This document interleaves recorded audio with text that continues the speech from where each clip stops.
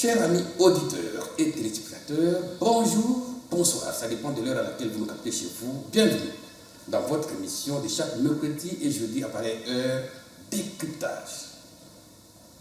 Et puis dans ces nouveaux numéros un peu spécial, parce que c'est dans un cadre aussi purement spécial, nous allons parler des organisations non gouvernementales de développement, ONG en cible. Vous savez comment ces organisations sont nées, vous savez comment cela se produit sur le terrain, comment elles se comportent sur le terrain. Des abus, il y en a, on va en parler tantôt dans cette émission. Et nous allons voir quel est l'apport aujourd'hui de ces ONG de développement dans notre société. D'où proviennent les fonds? Parce que quand on parle d'organisation non gouvernementale, ça suppose qu'il y a des partenaires. Aujourd'hui, les secteurs ciblés, est-ce que ça répond aux besoins de la société? Eh bien, nous allons parler de tout cela dans cette émission. Je ne suis pas seul sur ce plateau. Je reçois pour vous et pour nous un entrepreneur, si je peux l'appeler comme ça. On va le découvrir tantôt si il est vraiment. Alors, je reçois pour vous le président du conseil d'administration d'une ONGT. Certes, vous l'avez déjà entendu parler, TECRA. Mais nous ne sommes pas là pour parler définitivement TECRA, mais nous allons mettre l'accent sur les ONGT, comme je l'ai dit tantôt.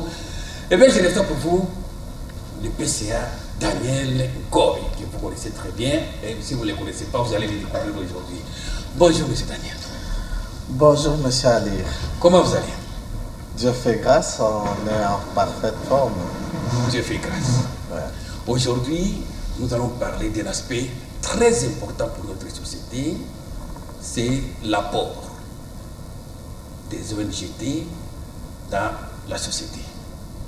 Et comme vous êtes du domaine, vous êtes un expérimenté, vous avez de l'expertise là-dedans, j'ai compris qu'il fallait parler de ça avec vous. Mais la première des questions, c'est de savoir d'abord ONGT, Organisation non gouvernementale. Quels sont les objectifs? Merci pour la question. ONGD, Organisation non gouvernementale de développement, là c'est entre parenthèses. L'objectif est celui de subvenir aux besoins sociétals de la communauté. Si je peux parler en bref, Oui. Voilà. Et quand vous parlez des objectifs, subvenir aux besoins fondamentaux d'une contrée, d'une société, tout ça, quel est le rapport maintenant? Parce qu'on parle des organisations non gouvernementales. Quel est le rapport que vous entretenez, que l'ONGD entretient avec l'État? Ali, les organisations non gouvernementales existent pour essayer d'être une main supplémentaire de l'État, là que l'État ne sait pas agir correctement, là que l'État ne sait pas arriver. Donc, c'est un rapport purement complémentaire entre l'État congolais et les associations non gouvernementales dans presque tous les domaines. Et parce que vous avez parlé de l'intervention par rapport à l'accompagnement de l'État, est-ce que les ONGD bénéficient des fonds des partenaires? Bien entendu, je sais que l'État congolais est organisé quant à ce, mais comme vous le savez, pour avoir le bénéfice d'un appui quelconque, premièrement, ça nécessite que vous puissiez frapper à la bonne porte. Deuxièmement, cela nécessite que vous soyez connu par rapport à ceux-là qui peuvent vous appuyer. Mais contrairement, vous ne saurez pas accéder à ces appuis-là. Pourquoi? Tout simplement parce que soit vous ne connaissez pas la porte, soit vous avez toqué à une mauvaise porte. Voilà ce que je peux dire. Les ONG aujourd'hui dans notre ville de Lubumbashi, est-ce qu'il y a des taxes qui sont dévolues par rapport à l'État? À ce que je sache, la loi cadre régissant les ONG sont exemptées des taxes en général, excepté quelques petites taxes telles que l'IPER. L'IPER, les ONG le donnent normalement. Et aussi pour bénéficier de ces exemptions, vous devez d'abord exister légalement et remplir les conditions qu'il faut. C'est-à-dire, si vous n'êtes pas, si vous existez de fait, à un certain moment, vous n'avez pas de preuve que vous avez droit à accéder à l'aide ou à certains allègements fiscaux. Et les ONG bénéficient aussi des subsides, des subventions de l'État? La loi prévoit les subsides et les subventions. Mais chez nous ici, vous verrez que la difficulté, elle est presque générale. C'est-à-dire, il existe des ONG existentielles et d'autres des ONG de nom. Nous entendons parler des subventions, mais si nous devons parler spécialement de TEGRA, je peux dire que c'est quelque chose qui doit venir avec le temps. Effectivement, nous allons parler de l'ONG TEGRA, mais ici je voulais mieux comprendre, parce qu'il y a autant des ONG qu'on a vu naître dans la vie de Lubumbashi, mais qui n'existaient pas. Est-ce c'est la fin des projets ou bien c'est l'abus constaté dans ces domaines? C'est un problème qui est rattaché à la culture congolaise. Lorsque vous allez en dehors de nos murs, les 4 murs de la RDC, vous allez comprendre que tout est respecté normalement. Mais ici, chez nous, il y a un problème de culture qui fait qu'il y a des ONG qui naissent pour des circonstances. Tout simplement parce que je suis au parfum de l'existence d'un fonds. On m'a donné l'information, je crée quelque chose pour bénéficier de ce financement et après ça, je disparais dans la nature. Ça, c'est la première catégorie des ONG que nous avons et qui est la plus répandue en RDC. Parce que vous verrez qu'on va parler des fonds, par exemple, dans l'agriculture, vous verrez qu'il y a eu des bénéficiaires, 45 ONG, mais lorsque vous parlez de ces ONG, ils ne sont pas connus par la population. Les milieux où se situe l'adresse de l'ONG, on ne connaît rien du tout. Même l'impact sur terrain, ça n'existe pas. Tandis que nous avons une autre catégorie des ONG qui existent non pas occasionnellement parce qu'il y a un fonds quelconque, mais ce sont des organisations qui existent sous forme d'inspiration, de vocation et de mission. Quelqu'un qui a une mission d'aider la population, il ne voit pas d'abord un fonds quelconque. Lui fait ce qu'il peut faire et puis les fonds vont le retrouver sur le chemin. Voilà de quelles ONG je peux insister et vous parler. De telles ONG, rares sont les ONG qui ont des financements. Et parce que vous avez touché à un point très crucial, parlons de TEGRA. Parce qu'à ce moment-là, j'aimerais vous mettre à l'aise pour qu'on puisse bien parler. Vous êtes de TEGRA. Est-ce une ASPEL, ONGD ou une association d'hommes d'affaires? Notre cadre légal classe les ONG parmi les associations sans but lucratif. Mais lorsque nous voulons entrer dans un contexte plus large et international, on met une petite démarcation entre une ASBL et une ONG. Et la démarcation se situe au niveau des ambitions. On parle des ASBL, les associations qui ont des petites ambitions. Par exemple, je veux faire 4 étangs pour commencer à faire le poisson. C'est une ambition qui peut permettre que le fonds de ces 4 étangs peuvent être trouvés par n'importe qui et mettre à votre disposition. Tandis que l'ONG a une portée globale et presque une extension plus vaste. Des ambitions à un certain moment que l'on ne sait pas recadrer par un humain.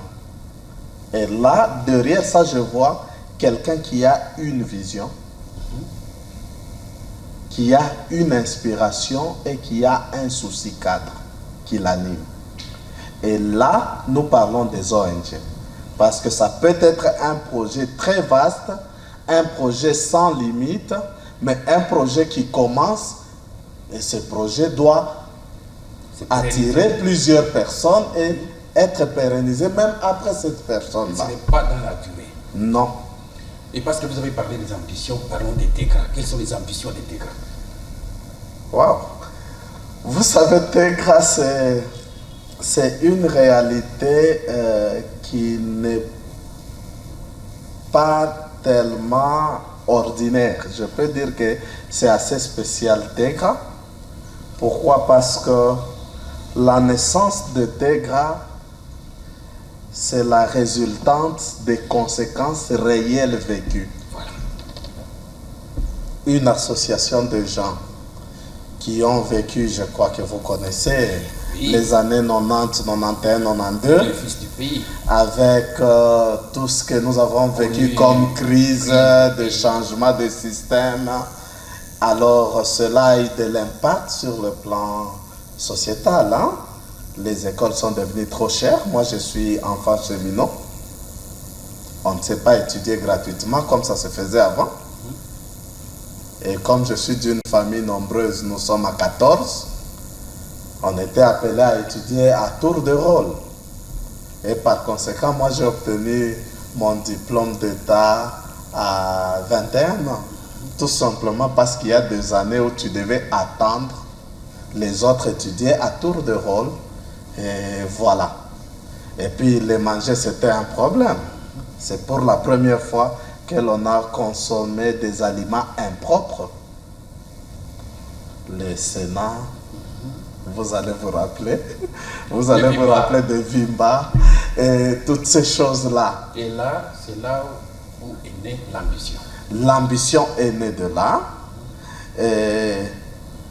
L'idée majeure, c'était la révolte. Lorsque tu as faim, lorsque tu manges ces aliments inappropriés, tu te dis jusqu'à quand une telle vie? Lorsque tu n'étudies pas, les autres étudient, toi tu n'étudies pas, tu dis, est-ce ça sera ça la vie au quotidien? Lorsque tu es malade, vous n'avez pas de moyens pour aller à l'hôpital, on doit vous chercher quelques produits, quelques plantes médicinales pour que vous puissiez guérir. Voilà d'où est venue la révolte. Et cette révolte a commencé par des compositions de poèmes. Nous avons créé d'abord une cellule poétique qui s'appelle Je Lire. Jeunes élites du renouveau. Là-bas, c'était des jeunes révoltés parce qu'ils ont vécu ce qu'eux ont appelé les injustices communautaires, les injustices sociales. Et nous avons commencé à nous exprimer. Peut-être avec le temps, nous sommes déjà dans une période où on est en train de travailler sur cette poésie-là que nous pouvons rendre publique. Et on a commencé à s'exprimer. Donc on exprimait la douleur, on exprimait la révolte, mais parce qu'on savait chez qui toquer, on n'était que des élèves. On était 4e, 5e des humanités. Et on s'exprimait comme cela. Et on restait ensemble pour analyser les écrits de tout un chacun. Et voilà. De là, il y a eu un autre groupe qu'on appelle Sainteté. Ce sont les mêmes personnes, mais après avoir évolué, ils ont commencé la vie universitaire et d'autres qui se sont mariés. Nous nous disions que n'oubliez pas nos sources. Hein. Nous avons beaucoup souffert et l'objectif avec ce groupe-là, c'était les jours de fête, bonne année, Pâques, quand les autres sont en train de fêter, nous on se retire pour réfléchir, demain sera comment. Et ce que nous devons faire. Voilà. Et là, on pouvait dire à celui-ci, mais toi, avec tes ambitions, et si tu dois fournir l'effort sur tel élément, tu dois travailler tel caractère. Voilà comment on était en train de s'aider. Et alors, avec ces deux associations, plus tard, quand nous sommes maintenant des personnes âgées dans la société avec un peu de moyens, nous nous sommes dit pourquoi ne pas investir dans le domaine qui nous a fait souffrir à son temps. C'est pourquoi pour nous, ça a été trop facile de définir le pilier de notre ONGD, éducation, santé et agropastoral. Voilà. Et les cibles, avec ces trois piliers, vous avez ciblé quelle société, quelle entité? Bien entendu, nous sommes nés d'abord à Lubumbashi, c'est là que nous avons vécu, c'est notre terroir, mais nous nous sommes dit que ce que nous avons vécu, c'est toute la République, toute la population qui a vécu ça. Donc notre cible, c'est la République démocratique du Congo dans toutes ses limites. Et actuellement, quand je vous parle, nous sommes présents dans 5 provinces. Comme pour dire que nous avons commencé avec le Haut-Katanga et nous sommes en train de nous élargir partout ailleurs. Et vous parlez de développement, parce que c'est une organisation qui vise le développement. Quelles sont les sociétés que vous visez, les endroits que vous visez? À lire. Lorsque vous êtes au centre-ville au niveau de Imara, vous avez l'impression que tout marche bien, n'est-ce pas? Parce qu'il y a le macadam à côté, il y a des grandes constructions, il y a des véhicules qui viennent chercher ces enfants. Mais il suffit que vous puissiez vous déplacer pour aller aux périphéries. Vous réalisez que vous êtes sur une même terre, mais avec deux réalités opposées. Alors nous sommes de ceux-là qui avons vécu le contraste de la vie. Quand nous parlons de 1990, alors que nous on vivait ça, il y a ceux-là qui étaient dans la noblesse. Alors, nous n'avons d'autre choix que de choisir les gens qui vivent ce que nous avions vécu. C'est-à-dire que nous connaissons bien les adresses, les périphéries. Donc, si nous devons parler du développement, ce n'est pas là qu'il y a déjà le développement à y apporter. C'est là que les endroits sont négligés que nous allons nous implanter pour impacter. Et c'est là qu'on va mesurer le véritable développement que vous voulez apporter. Vous avez parlé de trois piliers, la santé, l'éducation et le troisième pilier, c'est l'agriculture et l'élevage, oui. Le financement, parce qu'on parle des organisations non gouvernementales. Est-ce que vous bénéficiez de financement? Nous n'avons pas de financement pour l'instant. Les financements viennent de nos contributions jusqu'alors. Mais néanmoins, nous pouvons souligner que le fait d'exister légalement fait que nous ayons des partenariats sûrs avec plusieurs ministères. Actuellement, nous dépendons de 6 à 7 ministères. Oui, c'est-à-dire la santé, l'EPST, la formation professionnelle, l'agriculture, l'élevage, ministère de la jeunesse, le plan, et à ça on va ajouter aussi les affaires sociales, parce que tout ce que nous faisons, comprenez que c'est assister ceux qui... Et la collaboration avec tous ces ministères? Au beau fixe.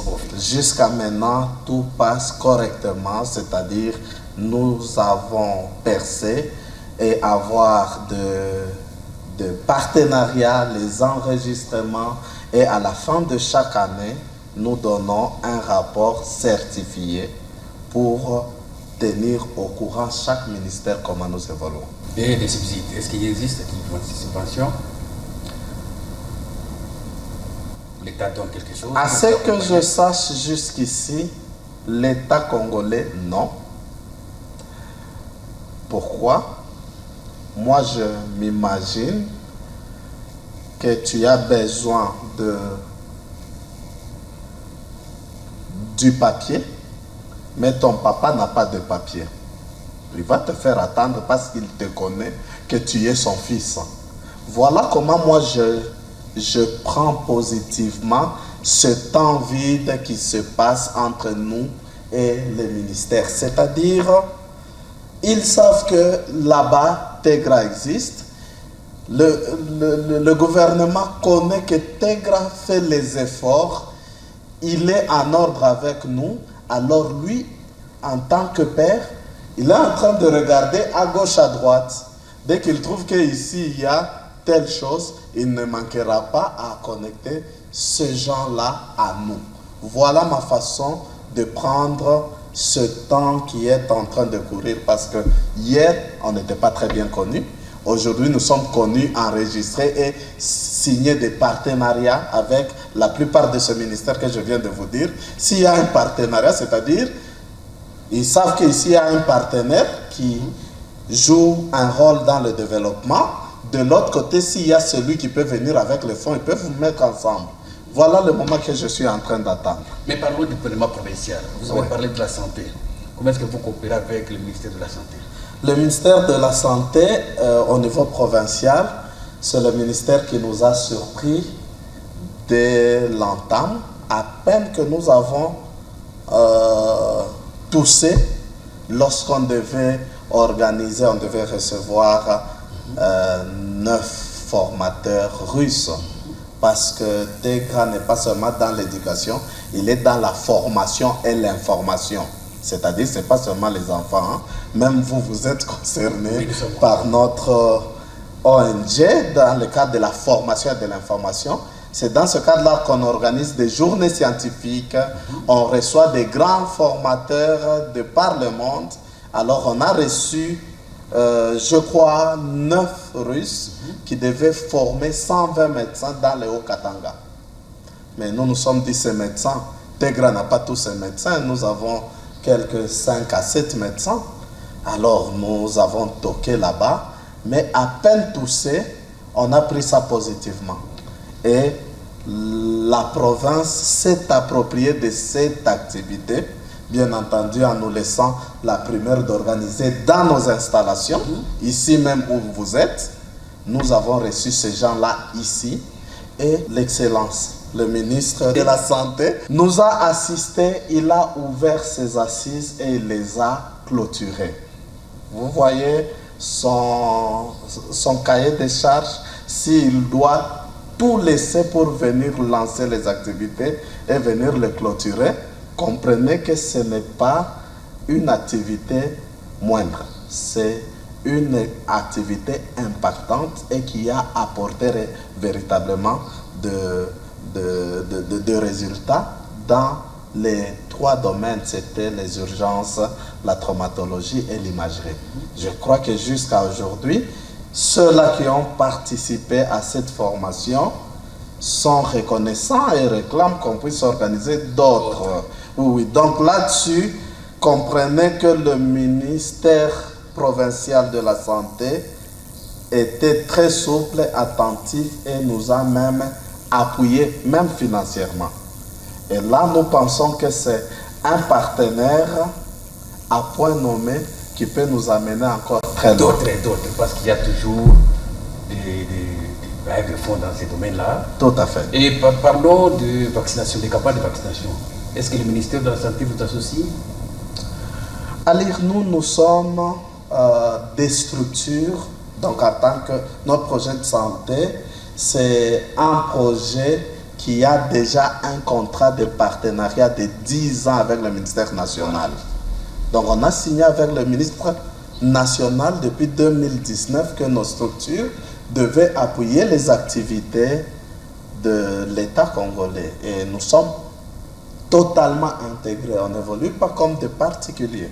Souvenez-vous que pour nous, ce n'est pas les moyens qui comptent.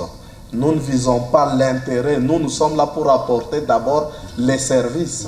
Et notre joie réside dans le fait qu'on trouve les vies sont guéries. À cause de ça, l'État congolais nous accompagne. Les vaccinations, l'État nous donne tous les vaccins gratuitement dans nos structures. Et même la prise en charge de certaines maladies chroniques, nous donnons ça gratuitement dans nos services grâce à l'appui de notre ministère de la Santé. Parlons enseignement et éducation. Est-ce que TEGRA, tel que TEGRA organise la formation, les profils d'hommes formés par TEGRA, est-ce que l'homme répond aux besoins de la société? C'est-à-dire le feedback. TEGRA, éducation, TEGRA ne rêve pas comme tout le monde, comme toutes les autres associations. C'est-à-dire nous prenons en compte l'homme dans son intégralité, à partir de 6 mois jusqu'à 90 ans. Bien entendu, si vous avez le temps de survivre, hein, parce que l'homme c'est la formation, nous avons mis au centre la formation professionnelle. Mais parce que nous savons que la société veut le diplôme, nous avons organisé les techniques industrielles cycle long, les techniques médicales cycle normal, 4 ans, et les sections générales. C'est-à-dire, TEGRA n'a laissé personne. Les enfants, nous avons la garderie, c'est-à-dire à partir de 6 mois jusqu'à l'aube. Et le profil que nous avons voulu développer et travailler, ça rentre dans la plaque tournante, le cheval de bataille de son Excellence, Monsieur le Président de la République, la formation professionnelle. À notre époque, faire la formation professionnelle, c'est être bourrique, rater sa vie. Mais maintenant, on s'est réalisé que vous avez votre diplôme de licence, vous n'avez pas de boulot. Qu'est-ce que vous faites? On vous donne la chance de revenir à TEGRA, apprendre un métier, maîtriser le métier et devenir patron de vous-même. Donc, notre formation professionnelle, au-delà de l'apprentissage de métier, nous sommes une pépinière d'entrepreneuriat. Voilà, donc quelqu'un qui apprend chez nous un métier, au-delà du métier, nous lui apprenons les notions de leadership et d'entrepreneuriat. On fait comprendre à cette personne que si vous évoluez seul, vous serez créateur d'emplois et vous aurez une vie moyenne. Je prends l'exemple d'un simple soudeur qui peut commencer à souder les commandes de gens. À la fin du mois, il peut avoir 500 à 700 dollars pour lui. Mais lorsque, avec la même soudure, on le recrute chez, je ne sais pas, dans une entreprise de la place, c'est 200 à 150 dollars. Là, le monsieur qui est sûr de sa formation se sent plus à l'aise en évoluant en cavalier solitaire qu'en étant un employé. Et dès lors, nous avons atteint nos objectifs. Et par rapport à ça, l'accompagnement de l'État? Oui. La formation professionnelle, laissez-moi vous dire que dès l'entame, en 2019, quand nous commençons, c'est ce ministère qui nous a non seulement accompagnés, mais aussi encouragés pour que nous puissions devenir ce que nous sommes dans le domaine de la formation professionnelle. C'est-à-dire, depuis que nous existons, les trois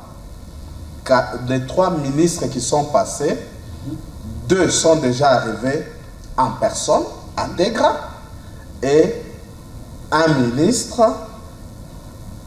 nous a envoyé son cabinet, son DIRCABA et son secrétaire général, qui sont venus voir ce que nous faisons et apporter leur pierre. Qu'est-ce que je veux dire par là? De ce côté-là, nous sommes un partenaire important et incontournable pour la formation professionnelle dans le Haut-Katanga pour l'instant. Et l'attention du ministère au niveau national est très prononcée et suit de près tout ce que nous sommes en train de poser comme acte, comme activité, nous apporte les conseils et nous accompagne là que nous avons des difficultés pratiques. Pour une illustration, nous avons une concession à Kinshasa où nous devons mettre le centre de formation professionnelle. Tout est déjà fait, mais nous sommes victimes de prolifération. Mais quand le ministre a appris, le ministère s'est approprié de cette affaire, parce que nous sommes un partenaire non moins négligeable. Et il s'est approprié actuellement, quand nous sommes en train de parler avec vous, nous trouvons des solutions très pratiques et très impactantes de notre côté. Ça prouve qu'à un certain degré, nous ne pouvons que jurer par ce ministère pour aller loin. Et parlons maintenant de l'agro-pastoral. Dernièrement, le gouvernement provincial octroie des semences. Est-ce que vous êtes aussi bénéficiaire? Depuis 2 ans, nous bénéficions de semences de maïs du gouvernement provincial et le partenariat va au bon train là-dessus. Mais nous ne sommes pas seulement dans ça. Hein? Au niveau de l'agro-pastoral, nous sommes aussi dans la pisciculture et nous sommes aussi dans la pêche. La pêche, nous exploitons ça dans le Tanganyika, où Picagel nous a doté d'un kit de pêche. Et là, nous sommes en train de faire ces activités. Non seulement on fait ces activités, comme étant, je dirais, ensorcelés par la formation professionnelle, nous comptons former les gens dans la pêche et dans la pisciculture, parce que nous pensons que ce sont des opportunités de former des pêcheurs professionnels et les éleveurs de poissons qui répondent aux normes de la formation professionnelle. Et ce que nous faisons, tout est certifié, je crois, au niveau national. Et parce que vous avez parlé de la population qui doit bénéficier de vos projets et ce que vous faites, jusque-là, est-ce que vous êtes satisfait de ce que vous faites pour la population? Et en retour, est-ce que la population s'approprie de vos actions pour les pérenniser? Nous sommes satisfaits jusqu'ici, mais nous pensons qu'on n'a pas encore fait assez. Pourquoi? Notre objectif, c'est atteindre la moitié des provinces, impacter la moitié des provinces de la République démocratique du Congo. Or, jusque-là, nous ne sommes présents que dans 5 provinces. C'est-à-dire, la satisfaction quasi totale va s'exprimer lorsque nous allons atteindre 13 à 14 provinces. Mais par rapport à la population, là, comme nous l'avons dit, notre population cible, c'est la population délaissée, les périphéries. L'endroit où nous sommes en 2015, c'était une forêt. Nous avons construit en 2016, quand on devait commencer le travail, le premier préfet que nous avions recruté, on lui a proposé un montant. Il dit, le montant c'est bien, mais les enfants viendront d'où? C'est-à-dire, c'était la brousse. 4 ans plus tard, il est revenu chercher le même poste, mais c'était trop tard parce que la nature a horreur du vide. Comme pour dire, tous ces gens qui ont construit tout autour de nous, c'est par rapport à l'école. Voilà. Et nous sentons que la population s'approprie. Au-delà des bâtiments et de tout, nous avons laissé un aire de jeu pour le basket. Et tous les soirs et tous les week-ends, vous voyez les élèves là-bas et les enfants, de tendances confondues, hein, qui viennent jouer là-bas et s'approprier des terrains. Et ici, chez nous, nous avons des activités des associations libres, par exemple la Croix-Rouge, qui passe ses activités ici. Comme pour vous dire, la société, la communauté s'est appropriée de notre vision. Au point que si aujourd'hui on veut changer de tendance, nous serons victimes. Là, c'est la guerre. Nous avons déjà formé un monstre. Bon, parce que vous avez touché maintenant aux infrastructures, votre rapport aujourd'hui par rapport aux infrastructures, vous êtes installé où concrètement dans ces 3 domaines? Vous êtes où? Qu'est-ce que vous faites? Qu'est-ce que vous apportez à la société? Bien. Nous commençons par l'enseignement. Non, je vais finir par l'enseignement. Nous commençons avec l'agriculture, parce que là, on n'a pas beaucoup de choses. L'agriculture dans le Haut-Katanga, nous avons 3 fermes. 2 qui se trouvent sur la route Kinama. Route Kinama, c'est dans le groupement de Kasongo, territoire de Kipushi. Nous avons une ferme de 93 hectares et l'autre ferme de 57 hectares.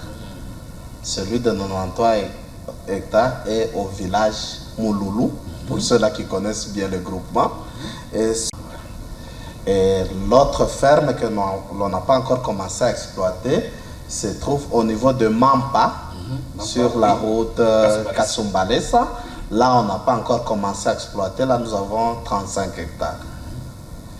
Et toujours dans le même cadre agro-pastoral, à Kinshasa, nous avons 12 étangs de poissons.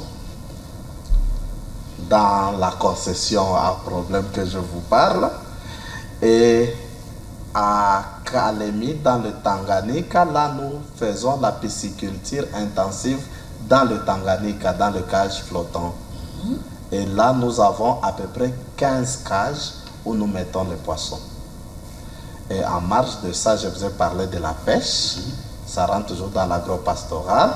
Et puis, nous faisons la transformation, la sécurité alimentaire dans la transformation. Et là, nous sommes en train de fabriquer le jus Tegra. Tegra à base de gingembre que nous appelons Tegra Ginger. Et ça se vend même ici à Lubumbashi? Même ici à Lubumbashi, ça se vend, mais à Lubumbashi, ça se vend très lentement parce que c'est une expérience des élèves. Ce sont les élèves de l'agriculture. Lors de leur pratique, ils ont eu cette formule qu'ils font ça. Et parce que c'est encore au niveau des formules et d'études, nous produisons, mais nous les produisons dans des bouteilles reconditionnées. Voilà pourquoi ça ne se fait pas sentir sur la ville. Voilà, mais sur le plan expérimental, c'est déjà un bon départ. Et dans le Tanganyika, là-bas, ça se vend déjà. Ça se vend et presque tous les commerces, le petit commerce, surtout les motards, hein, ils connaissent l'importance de ce jus. Nous attendons ça. Voilà. Je crois que vous aurez l'occasion de goûter ça. Voilà, là c'est sur le plan de l'agro-pastoral. Donc nous sommes présents à Kinshasa, dans le Tanganyika et dans le Haut-Katanga. Parlant des hôpitaux, les hôpitaux sont dispersés, mais les hôpitaux opérationnels, c'est essentiellement dans le Haut-Katanga, mais dans des différents coins. Nous sommes dans le territoire de Sakanya, au niveau de Kinsenda Kitotwe. Là-bas, nous avons notre grande structure dans le village de Kinsenda, à Kitotwe. Et puis, nous avons une autre structure à Kasumbalesa, dans l'actuelle ville de Kasumbalesa. Nous avons 2 structures à Lubumbashi, une structure à Kilobe-Lobe, l'autre structure au centre-ville, à côté donc sur Adoula. Nous avons une structure à Likasi, à Kakontwe. Nous avons une structure à Kambove. Là, ce sont les structures qui fonctionnent et qui coopèrent avec le ministère national de la Santé. Ça rentre dans la loi cadre que je venais de vous dire, où l'État s'approprie de nos structures et nous bénéficions de la mécanisation et c'est l'État qui prend cette charge de nos agents et nous sommes quittes là-dessus. Mais en marge de ça, il y a des structures qui sont en construction. À Kolwezi, dans le Lualaba, et puis dans le Bas-Congo, à Matadi. Là, nous sommes en train de construire des cliniques modernes et que l'on aura donné beaucoup de soins pour sauver des vies. Mais en marge de ça, nous avons Kinshasa et Tanganyika, où nous avons déjà des concessions, mais on n'a pas encore commencé les constructions. Pour ne citer que ça, dans le domaine de la santé. Et alors, par rapport à l'enseignement, La base, c'est ici. Ici où nous sommes, nous avons 4 établissements, tels que je l'ai énuméré. On a le complexe scolaire technique industriel, qui comprend la maternelle, la garderie, l'école primaire et puis les humanités techniques industrielles. Nous avons un collège, le collège Tegra, qui comprend littéraire, scientifique et péda. Nous avons l'Institut technique médical Tegra, qui comprend accoucheuses et soins infirmières. L'année prochaine, on va ajouter d'autres options. Et puis nous avons le grand centre de formation professionnelle qui comprend 46 filières modulaires. Mais au-delà de ces filières, notre centre a une particularité. Non seulement nous formons, mais nous accueillons les élèves des autres écoles environnantes pour leur pratique chez nous. Ceux-là qui font les techniques industrielles, cycle long, ils viennent soit pour la pratique, soit pour les stages chez nous.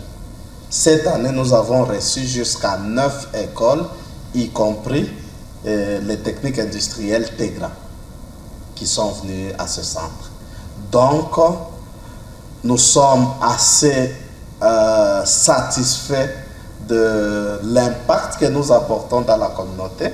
Non seulement nous le faisons directement avec d'autres populations, je viens de vous dire que nous avons reçu 9 écoles, c'est-à-dire nous servons même d'autres organisations, d'autres structures pour bénéficier de nos services.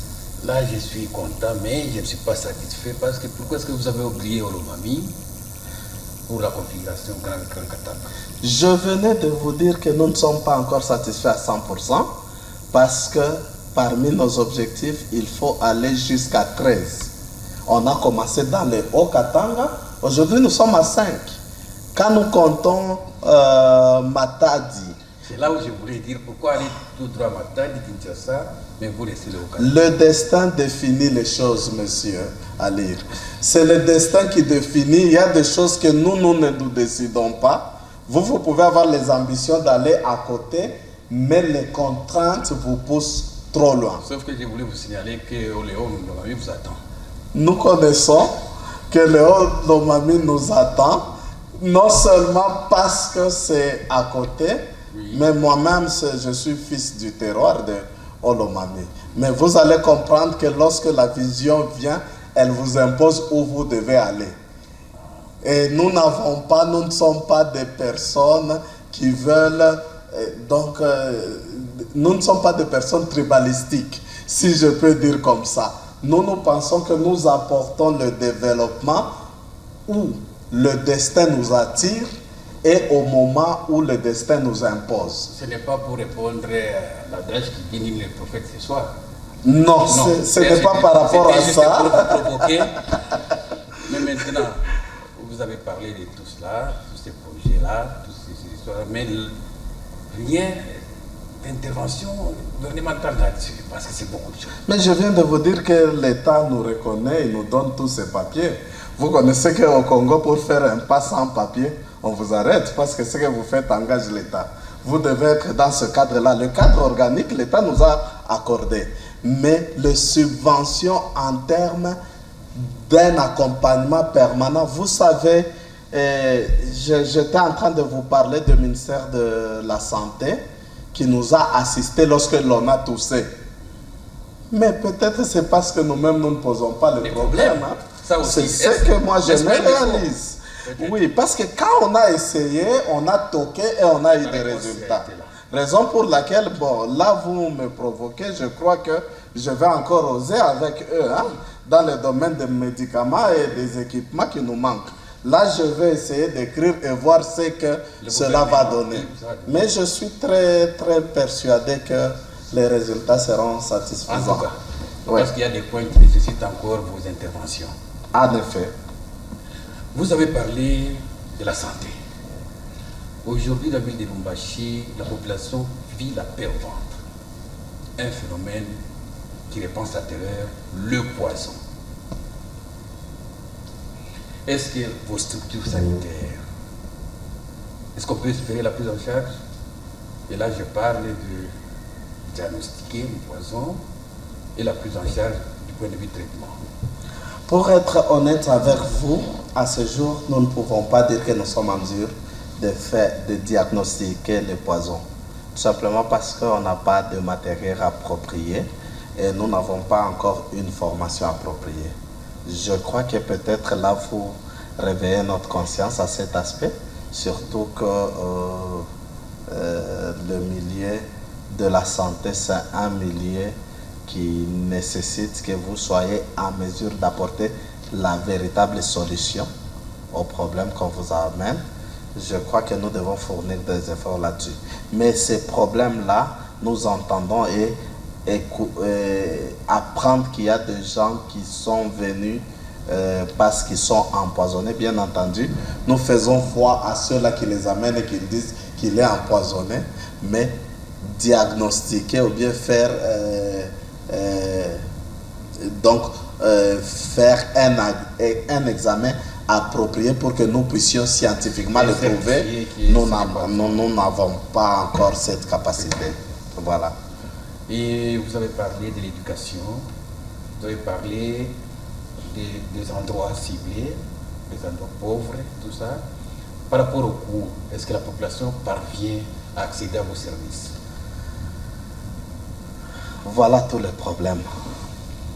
C'est ça le problème que nous avons, parce que nous devons comprendre qu'est-ce que nous poursuivons. Je vous ai dit que notre objectif, nous l'atteignons lorsque le bien-être social est accordé à la population et ça impacte. Maintenant, le retour, c'est là qu'il y a des problèmes. C'est par exemple notre école ici, quand vous voyez la bâtisse et tout ça, et ce que nous exigeons aux parents, c'est le jour et la nuit. Pourquoi? Le coin pose problème. Les hôpitaux, là, n'en parlons même pas. Il y a des chirurgies, des césariennes que vous faites à 120 000 francs et la personne ne sait pas payer. Et à la place, il vous propose les maniocs ou les maïs.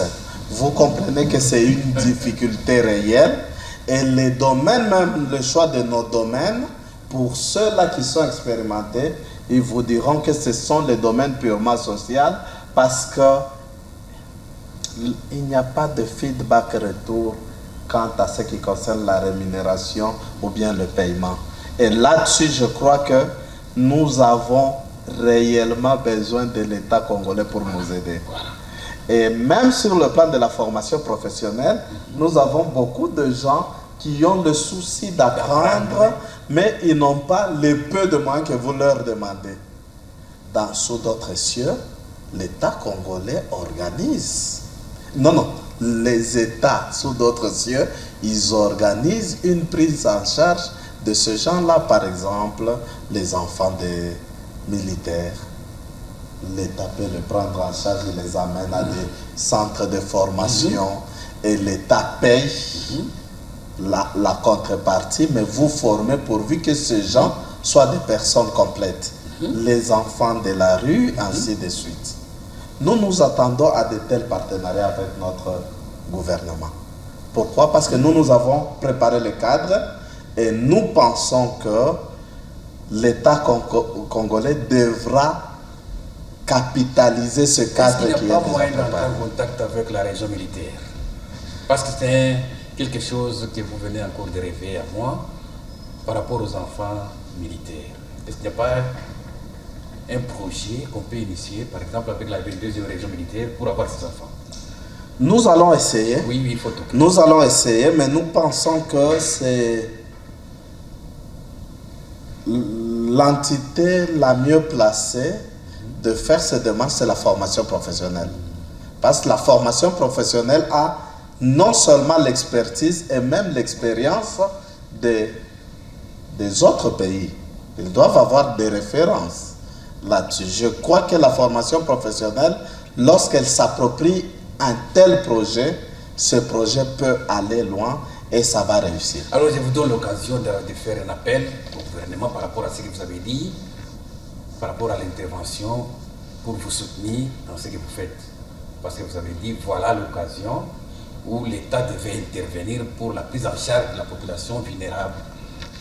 Un message par rapport à ça. Voilà, merci beaucoup. Moi, je crois que tout en s'adressant à nos autorités, les officiels, le travail que nous sommes en train de faire, nous venons en appui à votre devoir régalien, celle de prendre en charge la population, de la former et de lui accorder une vie paisible. Et TEGRA est l'une des structures qui vous accompagne partout. Mais comme vous le savez, c'est un domaine qui demande toujours l'appui et des subventions. Puissiez-vous prêter attention à notre appel et essayer de nous accorder votre accompagnement. Nous en avons besoin. En tout cas, le message est arrivé. Je pense que le gouverneur ne manquera pas, tel que je le connais, d'abord de vous visiter pour comprendre ce que vous faites. Et par rapport au ministère tel que nous les avons là, il y aura toujours un ministère qui va vous accompagner concrètement sur le terrain. Je l'espère en tout cas, parce qu'ils sont bien informés. Nous sommes arrivés pratiquement à la fin de cette émission. À moins que vous ayez quelque chose à ajouter, ce qu'on pouvait dire et qu'on n'a pas dit, et que vous souhaiteriez que ça soit dit, vous pouvez le dire. Non, juste donner notre adresse précise. Oui. C'est que TEGRA ONGD existe depuis 2009. Oui. Et ça, c'est notre 16e année d'existence. Oui. Nos bureaux administratifs se situent dans le quartier Joli Site. La référence, c'est 31e poteau. Oui. Et à partir du 31e poteau, vous prenez route Kiswichi qui vous ramène directement à TEGRA. Voilà. Vous autres qui devez apprendre quelque chose et que vous ne saviez pas qu'il y avait un centre de formation professionnelle, nous formons tous les gens de tout âge, même de papa, même de maman, même de jeunes. Votre place existe à TEGRA.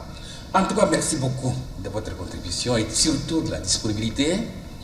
Et là, je vois nos techniciens qui se battent pour nous prendre les images et les sons. Merci aussi à tous ces techniciens. Merci aussi à notre monteur qui nous attend. Merci à tous et à chacun. Aujourd'hui, nous avons parlé des ONGD et j'ai reçu pour vous le PCA de TEGRA, M. Daniel Goy, avec qui nous avons travaillé. Et je remercie mon ami avec qui on a travaillé en coulisses et dans l'ombre, Dala, Christian Dala que vous connaissez.